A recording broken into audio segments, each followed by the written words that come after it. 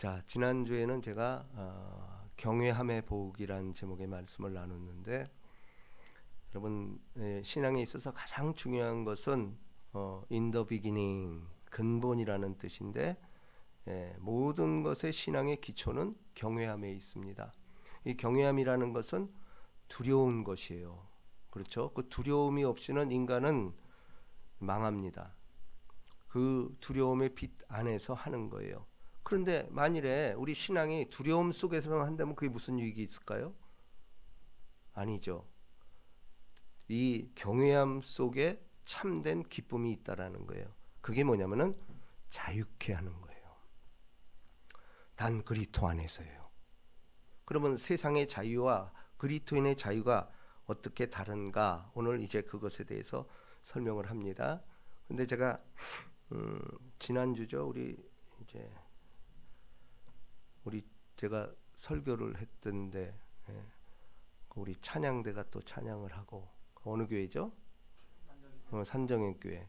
거기서 한 게, 나 우리 찬양대 그 찬양에 내가 감명을 받았어요. 그게 뭐냐면은 하나님을 만나면 끝난 것이다. 예. 근데 사실 하나님 두렵잖아요. 하나님 볼 사람 아무도 없습니다. 그 말로 끝났으면 아무것도 아닌데, 그 다음에 뭐죠? 예수의 이름은. 그게 너무 난 참 연결이, 거기서 너무 그 유연함과 자유함을 느꼈어요. 우리 찬양대가 주눅들지 않고, 그 하나님을 만나면 끝난 것인데, 그게 뭐냐? 예수의 이름이라는 거예요. 그게 너무 난 참 은혜로웠고, 사람들이 저걸 이해할까? 왜냐하면 다른 곡이잖아요. 근데 결국 신앙 안에서는 모든 찬송은 연결이 됩니다. 그게 자유함이에요. 어떤 찬송이라도 예수의 이름을 들이대면은 하나님과 연결이 돼요. 이것이 복음의 비밀입니다. 많은 사람들이 하나님만 알고 예수를 모르기 때문에 자유함이 없어요. 그러니까 두려워하는 거예요. 만일에 우리 신앙이 두려움으로만 끝난다면 우리처럼 불쌍한 사람이 어디 있어요? 맨날 두려움 속에서 눈치 보면서 머슴처럼. 아니라는 거예요. 그 두려움의 빛 아래서 아들됨을 발견해 나가는 것, 이것이 이제 우리의 신앙의 기본이라는 겁니다. 자, 오늘 그래서 우리가 이 같은 소망이 있으므로 담대히 말하노니 우리는 모세가 이스라엘 자손들에게 장차 없어질 것의 결국을 주목하지 못하게 하려고 수건을 그 얼굴에 쓴 것 같이 아니하노니, 그러나 그들의 마음이 완고하여 오늘까지도 구약을 읽을 때에 그 수건이 벗겨지지 아니하고 있으니 그 수건은 그리스도 안에서 없어질 것이라. 자, 이 얘기는 여러분도 알다시피 모세가 하나님의 말씀을 시내산에서 받고 내려올 때에 모세는 몰랐어요. 근데 그 얼굴에 광채가 빛났어요. 그 빛이 얼마나 밝으면은 그걸 범접할 수 없는 그 어떤 경외함이 거기 있었던 거예요. 그러니까 모세는 그것을 알고 수건으로 얼굴을 가렸어요. 왜냐하면 그 빛을 보면 죽거든. 수건으로 가렸다라는 거예요. 그런데 여러분, 이 수건이라는 것은 그러면 왜 수건을 가렸을까? 그것은 사람들은 모세의 얼굴에 광채가 나면, 오늘도 그런 현상들이 많이 일어납니다. 모세가 메시아인 줄 아는 거야. 그렇죠? 근데 사실 타종교들은 그래요. 어떤 특출난 사람이 나타나면 그게 교주가 돼버려요. 근데 그건 다 수건이에요. 모세는 그걸 알고 내가 영광이 아니라는 거예요. 내 안에 감춰진 영광이 있다라는 거예요. 그게 뭐예요? 독생자의 영광이요 은혜와 진리가 충만하더라. 독생자의 영광이 있는 거예요. 그러니까 그 수건이라는 거, 수건으로 가려졌다. 이것은 수건이라는 건 뭡니까? 율법주의, 또 어떤 편견들, 이런 것 속에서 우리는 예수를 발견해야 된다라는 거예요. 그러므로 보세요. 이 수건은 그리스도 안에서 없어질 것이라. 이제 본체가 오면은 그야말로 그 휘장들, 이 모든 것은 없어진다라는 겁니다. 자, 오늘까지 모세의 글을 읽을 때에 수건이 그 마음을 덮었도다. 그렇죠? 이게 이제 그러니까 은혜를 체험하지 못한 사람들은 이 수준에 머무른다라는 거예요. 구약을 읽을 때 구약이 재미없고 이게 맨날 제사 이야기고 피 얘기고 그렇잖아요. 우리 이 과정 다 겪습니다. 근데 그게 왜 그래요? 수건으로 가리워져서 그래. 그 마음을 덮었도다. 마음이 열리지 않고는 성경이 읽혀지지 않습니다. 그저 학문으로만 알고 문자로만 알 수밖에 없다라는 거예요. 그러나 언제든지 주께로 돌아가면 그 수건이 벗겨지리라. 그러나 언제든지 주께로 돌아가면 그 수건이 벗겨지리라. 그러니까 예수를 발견한 즉시 율법의 저주에서 우리를 속량했다라는 거예요. 그러니까 자유함이 있는 거예요. 그러니까 하나님을 경외하는 것의 결국은 열매가 뭐냐? 자유함에서 온다라는 거예요. 이것이 너무도 중요한 이 말씀입니다.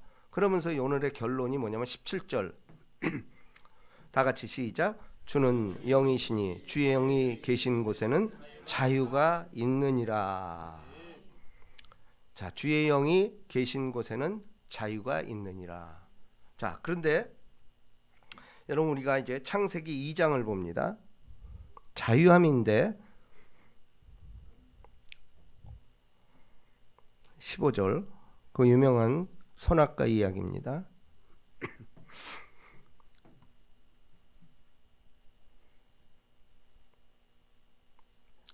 자, 15절부터 17절까지 있습니다. 시작. 여호와 하나님이 그 사람을 이끌어 에덴 동산에 두어 그것을 경작하게 지키게 하시고 여호와 하나님이 그 사람에게 명하여 이르되 동산 각종 나무의 열매는 내가 임의로 먹되 선악을 알게 하는 나무의 열매는 맺지 말라. 내가 먹는 날에는 반드시 죽으리라 하시니라. 자, 오늘 이 말씀이 사실은 특별히 믿음이 약한 사람들, 아니 신앙을 가지고 있는 사람들도 맨날 이 질문이에요. 그 여기에 대해서 우리가 확고한 답을 가지고 있어야 돼. 왜 안 믿는 사람 그러잖아. 아니 왜 하나님이 선악과 안 만들었으면 되잖아. 왜 선악과를 만들어 가지고 우리 이렇게 고생하게 만드냐. 이 말이 맞는 것 같지만 사실 상식적으로도 안 맞아요. 왜냐면은 그러면 그 사람들의 논리대로 한다면 우리 로봇을 해야 돼. 물론 하나님은 전지전능 무소부재해서 다 알아요.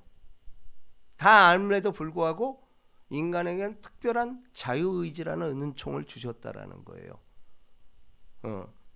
자, 이게 뭐냐면은 왜 선악을 알게 하는 나무를 주셨을까?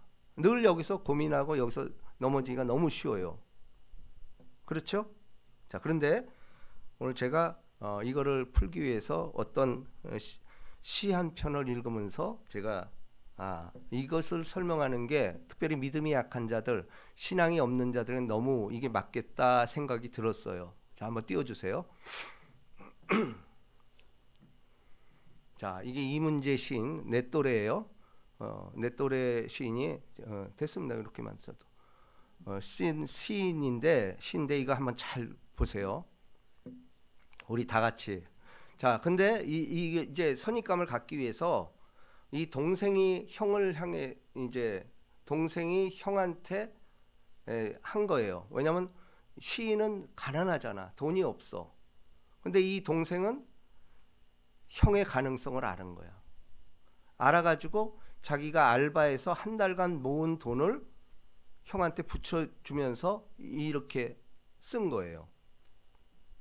짠하죠? 자, 한번 읽어봅시다. 시작. 형 100만 원 붙였어.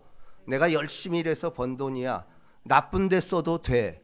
형은 우리나라 최고의 시인이잖아. 자, 이게 참 굉장히 은혜로 저는 다가오더라고요. 형 100만 원 붙였어. 동생은 형의 가능성을 아는 거야. 짠한 거야. 그렇게 돈 없이도 그 어떤 가치를 위해서 몸부림치면서 시를 써대는 것. 근데 세상 사람들 아이고 그게 뭐 하는 짓이야. 가서 돈이나 벌어. 수많은 사람들은 이 시인에 대해서 손가락질하며 부모조차도 그럽니다. 근데 이 동생은 그 가치를 아는 거야. 형 100만 원 붙였어. 내가 열심히 일해서 번 돈이야. 근데 저는 이게 하이라이트인 것 같아요. 나쁜 데 써도 돼. 이게 왜 이렇게 은혜가 되는지 모르겠어요. 나쁜 데 써도 돼. 형은 우리나라 최고의 시인이잖아. 남은 알아주지 않는다 할지라도 나는 형을 인정을 해. 이거 내가 한 거 다 써. 나쁜 데 써도 돼. 이거 마음 울리지 않아요? 근데 이 동생은 왜 형에게 나쁜 데 써도 돼 이 말을 했을까? 예, 그렇죠. 자신감이에요. 형을 믿고. 그래서 이 시인을 어떤 사람이 그 해설을 해놨는데 그게 참 마음에 와닿아요. 뭐라고 해설했냐면은 그 동생의 형에 대한 지극히 사랑, 그리고 형의 자유로움, 그리고 생명을 놓고 거래하는 것. 생명을 놓고 거래하는 거래요. 나쁜 데 써도 돼. 저 바로 여러분 제가 선악과를 설명하려고 이 구절을 인용한 거예요. 선악과도 선악과를 인간에게 줬어. 근데 사실은 선악과보다 생명나무를 먼저 줬어요. 동산 중앙에 생명나무와 선악을 알게 하는 나무 두 개가 있었다라는 거예요. 근데 인간들은 유독 생명나무는 생각지 않고 선악과를 선택한 거예요. 그러면서 그러죠. 왜 하나님 선악과 안 줬으면 나 이런 일 없을 텐데 죄를 짓게 만들어 놓고 이럴 수 있습니까? 근데 그 뜻이 선악과를 준 이유가 이거예요. 나쁜 데 써도 돼. 이게 아버지의 마음이에요. 우리에게 선악과를 줬다라는 것은 나쁜 데 써도 돼. 그러면 하나님이 우리에게 나쁜 데 쓰라는 뜻이에요? 아니에요. 나 너 믿는다라는 거예요. 내가 너한테 자유를 주려고 자유케 하였으니 다시는 종의 멍에를 매지 말라는 자신감이 하나님이 아들을 향한 그 믿음. 넌 할 수 있어. 다시 말해서 이걸 역설적으로 얘기하자면은 하나님이 우리 인간에게 배반당할 각오를 한 거예요. 배반당해도 좋아. 배반당해도 좋다라는 거예요. 근데 너는 안 그럴 거야 아마. 이 믿음이 있는 거예요 이게. 응? 그렇죠? 이게 하나님의 정말 지고지순한 인간을 향한 사랑이에요. 그래 나쁜데 악을 택해도 돼 이 얘기야. 근데 왜 그럴까요? 설령 네가 악을 선택한다 할지라도 결국은 넌 돌아와 이 얘기예요. 이 얘기를 하고 싶은 거예요 하나님은. 결국은 이게 예수 그리스도로서 완성이 되고 그 유명한 누가복음 15장에 저 돌아온 탕아의 비유에 이게 절절히 예수님의 사랑이 나타난 거예요. 돌아온 탕아가 뭡니까? 형제가 있는데 허랑방탕. 얘는 형은 모본생이고 아들은 이게 자꾸 도시 나가서 살고 싶은 거야. 농사 이런 거 너무 싫은 거야. 나 나가서 살 거예요. 뭐 수도 없이 이러니까 아버지가 허용을 하잖아.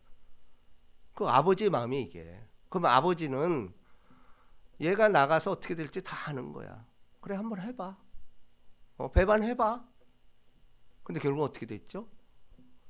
주엄 열매 먹고 나가보니 아버지를 떠나보니 이게 다 원수인 거야.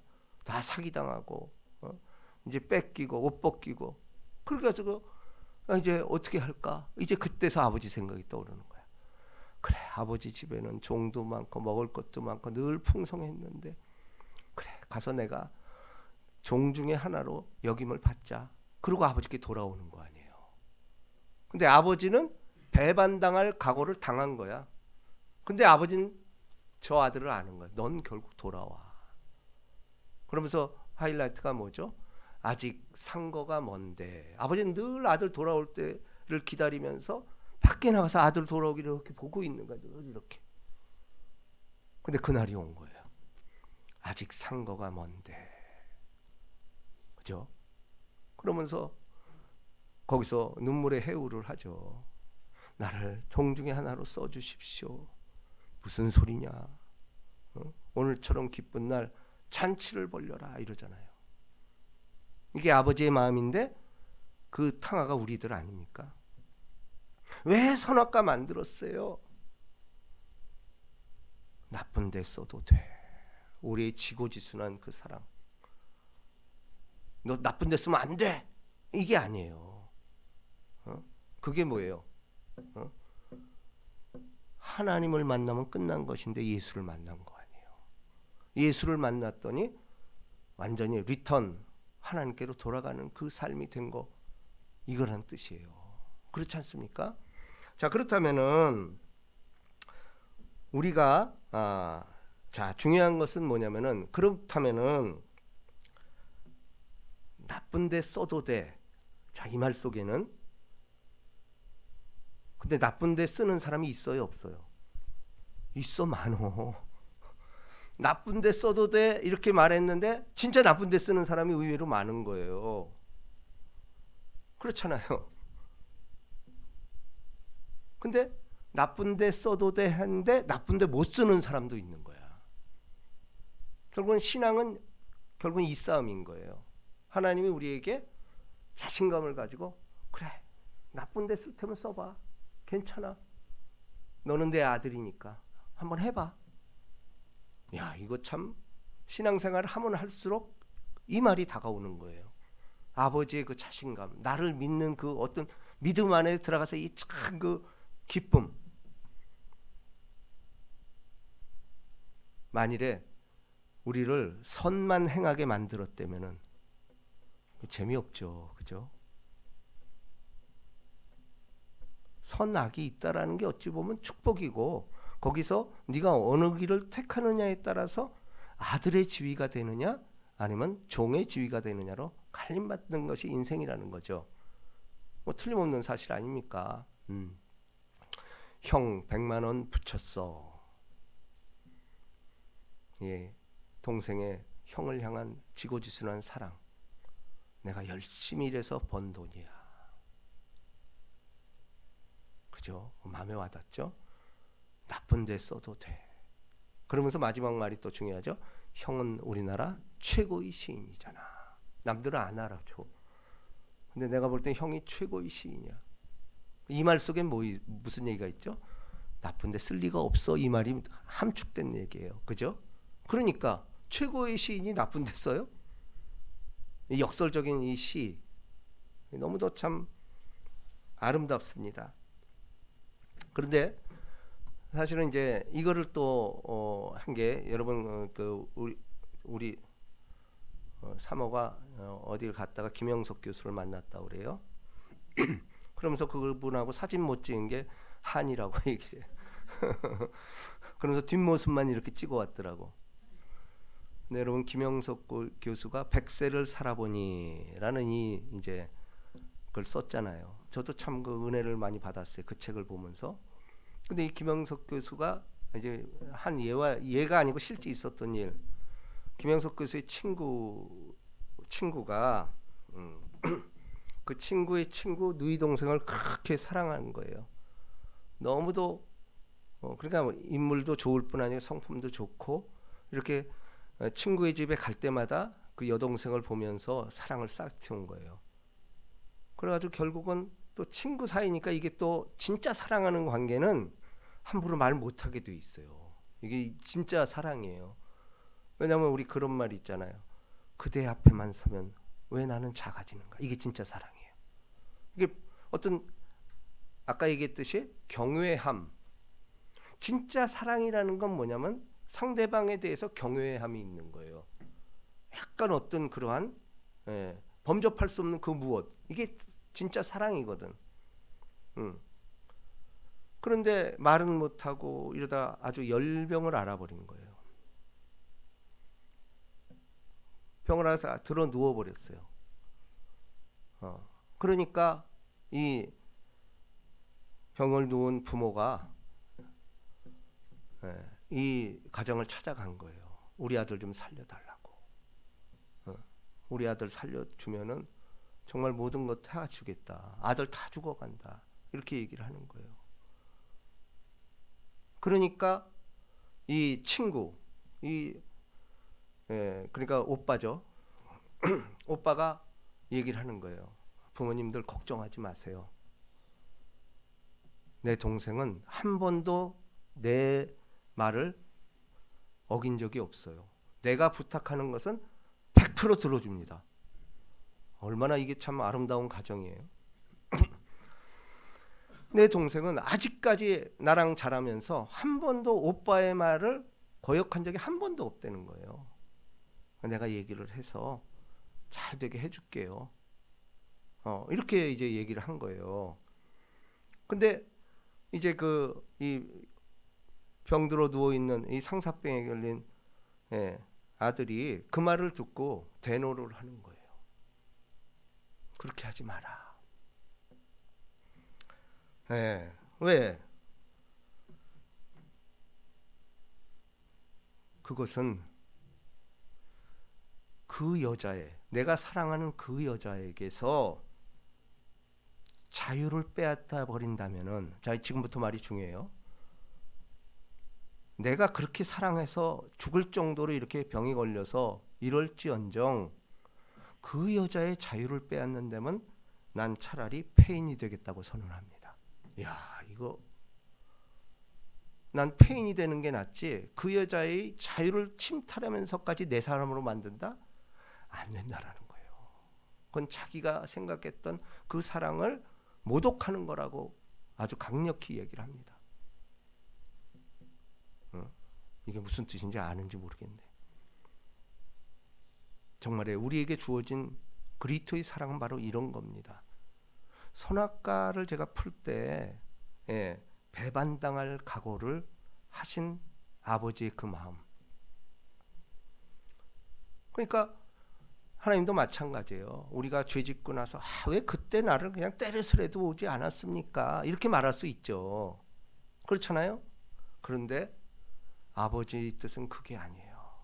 내가 너희를 자유케 하려고 자유를 주었으니 다시는 종의 멍에를 매지 말. 종이 아니라는 거예요. 넌 아들로서 네가 거부할 권세 있다라는 거예요. 거부할 권세 있다. 이게 은혜면서도 하나님의 사랑이라는 거예요. 그렇잖아요. 우리도 그렇잖아요. 자발적으로 내가 사랑하는 사람이 사랑의 고백을 통해서 오는 것이 진짜 사랑이지, 나는 죽도록 사랑하는데 저 사람이 날 싫어해. 그건 스토커죠. 그죠? 같이 이렇게, 아니면 노력을 해야죠. 노력을 어떻게 해서든지 사랑할 수 있는 근거를 내가 만들어 줘야죠. 내가 변해야 되는 거죠. 그렇지 않고는 이게 사랑일 수가 없는 거죠. 자, 그런데 보십시다. 자, 그렇다면은 우리가 나쁜데 써도 된다, 이런데 나쁜데 쓰는 사람이 있다라는 거예요. 그렇잖아요. 왜 그럴까? 선악과를 선택한 사람들은 나쁜데 쓸 수밖에 없어요. 자, 생명나무와 제가 선악과 얘기를 했어요. 동산 중앙에는 생명나무와 선악을 알게 하는 나무가 있다. 근데 선악과를 선택한 사람들은 그 길로 갈 수밖에 없다라는 거야. 나쁜 데 써도 돼. 나쁜 데로 가는 거예요. 그러니까 왜 노아의 홍수도 왜 났어요? 이 땅에 죄가 관영함이 온 땅에 가득하더니, 뭐 소돔과 고모라 말할 것도 없고, 바로 이 선악과를 선택한 사람들, 먹음직, 보암직, 지혜롭게 탐스럽고 육신의 정욕, 안목의 정욕, 이 세상의 자랑으로 점철된 죄인들, 그 길로 갈 수밖에 없어요. 나쁜 데 써도 돼. 악을 선택한 거예요. 오늘 인류가 왜 이렇게 됐죠? 죄로 인하여 나쁜 데를 선택한 거예요. 아닌 것 같지만 나쁜 데를 선택했기 때문에 오늘날 이 지구촌이 몸살을 앓는 거 아닙니까? 사실 우리 알잖아. 누가 보더라도 악이 존재하잖아. 여러분, 오늘날 어찌 됐건 이 온 세계 온 세계 지금 현실도 어떻습니까? 완전한 선은 없어요. 그렇잖아요. 근데 우리가 대충 악은 볼 수 있어. 누가 보더라도 보편적인 우리가 판단할 수가 있어. 러시아, 그 나쁜 놈 아니야? 우리가 보기에도 그거 알잖아, 그죠? 약한 국가 침범하고. 중국도 보면은 어두워요. 악의 영이에요, 그게. 그나마 미국은 그래도 보편적인 선한 가치를 가지고 청교도들이 세운 나라니까 그래도 난 나라 아닙니까? 또 그들의 영향력 때문에 우리나라 이렇게 선교사들 와서 죽음을 무릅쓰고 여기까지 온 거 틀림없는 사실이에요. 그렇지만 그들도 완벽하지 않아요. 왜? 완전한 생명나무를 붙잡지 못한 거예요. 그렇기 때문에 우리는 다시 말해서 성령 없이 하는 모든 행위는 나쁜 데 쓰게 돼요. 성령 없이 행하는 모든 사람 나쁜 데 쓰게 돼. 그럼 성령이 없다라는 건 뭐예요? 악령이 가득하다라는 거예요. 죄악이 관영한 세대에서 악령의 조종을 받는 사람들은 나쁜 데 쓰게 돼 있는 거예요. 나쁜 데. 이건 뭐 우리가 말 안 해도 너무도 잘 아는 거잖아요. 자, 그런데 자, 마태복음 12장을 봅니다.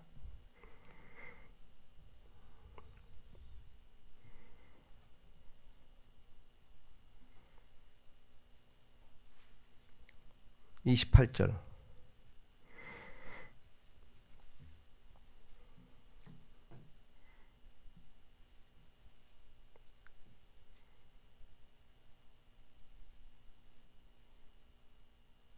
자, 한 목소리로 시작. 그러나 내가 하나님의 성령을 힘입어 귀신을 쫓아내는 것이면 하나님 나라가 이미 너희 가운데 임하였느니라. 자, 뭐예요? 귀신이 등장을 하죠. 성령과 귀신. 귀신 들렸냐? 성령 들렸냐의 싸움인데 성령을 힘입어. 그러니까 성령을 힘입은 사람들은 너 나쁜 데 써도 돼. 쓸 수가 없다는 거예요. 성령을 힘입은 사람, 내 안에 성령이 충만한 사람은 야, 너 나쁜 데 써. 그 악한 놈들이 꼬시고 막 이런다 할지라도 그렇게 못 할 수가 없는 게 이 성령이라는 거예요. 그죠? 우리 여기에 놓여 있는 거예요. 언제든지 우리 신앙인들도 여기에 놓여 있는 거예요. 나쁜 데 써도 돼. 이 유혹에 성령이 없이는 그 길로 갈 수밖에 없는 게 인간의 본질이에요. 하나님의 영으로 이끌리지 않으면 당연히 그 길로 가요. 그렇죠. 그러니까 뭐 예수님께서 답을 내리잖아요. 도적이 오는 것은 도적질하고 죽이고 멸망시키기 위한 것이요. 다 그 나락으로 떨어지는 거 우리가 뻔히 보잖아. 근데 도적이 오는 것은 도적질하고 죽이고 멸망시키는 것뿐이요. 인자가 온 것은 양으로 생명을 얻게 하되 더 풍성히 얻게 하려 하십니다. 이 사람들은 선악과를 주어줘도 그렇게 안 쓰겠다라는 거예요. 왜? 내 안에 생명나무가 있기 때문에. 이 생명나무를 붙잡은 사람들, 이 사람들만이 진짜 이 선악과에 대해서 자유로울 수가 있는 거예요. 그리고 선악을 판단할 수도 있다라는 겁니다. 그러므로 자, 요한계시록 2장을 봅니다.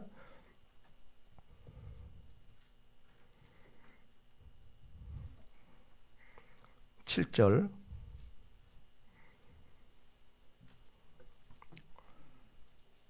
자, 창세기에 생명나무를 선택 안 하고 선악과를 선택한 결과가 어떻게 나타나냐? 성경에서 사라집니다. 생명나무가. 그리고 요한계시록에서 이 생명나무가 다시 등장을 해요. 그게 2장 7절입니다. 자, 다 같이 시작. 귀 있는 자는 성령이 교회들에게 하시는 말씀을 들을지어다. 이기는 그에게는 내가 하나님의 낙원에 있는 생명나무의 열매를 주어 먹게 하리라. 자, 보세요. 성령이 교회, 성령만이 생명나무 열매를 맺게 한다라는 거예요. 그러니까 우리는 예수를 받고 성령 세례를 받은 사람들은 이미 생명나무가 내 안에 있는 거야. 그럼 선악과가 아무 소용이 없어. 생명의 성령의 법이 죄와 사망의 법에서 너희를 해방하였습니다. 생명의 성령의 법, 죄와 사망의 법이 선악과예요. 근데 이 인류는 어떻게 되죠? 맨날 선악과도 따지는 거야. 네가 옳으냐 내가 그러냐. 이게 선악과잖아요. 근데 그걸로는 답이 없어요. 그러다 죽는 거예요. 생명이 없는 그게 뭐가 상관이 있어요? 생명의 성령의 법이 죄와 사망의 법에서 너희를 해방하였어. 생명의 성령의 법, 그 법 안에 들어가는 것, 그 길만이 우리가 참다운 아들로서의 자녀의 권세를 갖는다라는 거예요. 아들이면 자유케 하리라 그랬어요. 자, 오늘의 결론은 로마서 8장을 봅니다.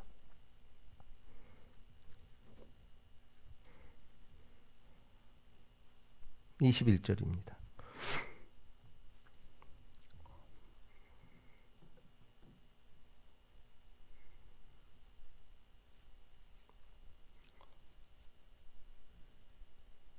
자, 다 같이 시작.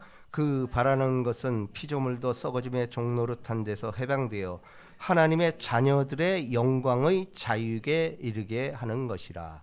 결국은 우리가 이렇게 신앙생활하는 것은 자녀됨의 권세를 갖는다라는 거예요. 여기 보니까 종노릇 해방되어, 선악과에서 해방되어 하나님의 자녀들의 영광의 자유에 이르는 것이라. 하나님의 자녀들의 영광의 자유. 이 자녀들이라는 것은 자유케 하는 거예요. 여러분 보세요. 자녀하고 종이 어떻게 다르죠? 종은 계약 관계예요. 너 이만큼 일하면 이만큼 주겠다. 이것이 노비, 머슴, 꾸잖아요. 근데 아들은 계약과 상관이 없어. 일 안 해도 먹여줘. 설령 나쁜 짓 해도 내 아들이야. 뭐 이런 거 많이 겪었잖아요. 우리도 아들들이 어렸을 때 나가서 남의 유리창을 깼어. 부모한테 찾아오잖아. 부모가 해주잖아. 이게 뭐예요? 자녀됨의 권세예요. 자녀됨의 권세. 그건 자유라는 거죠. 자녀는 설령 악을 택한다 할지라도 그 악을 용인해. 그래서 보세요. 자기 아들이 잘못해서 감옥에 간 사람 많잖아요. 응?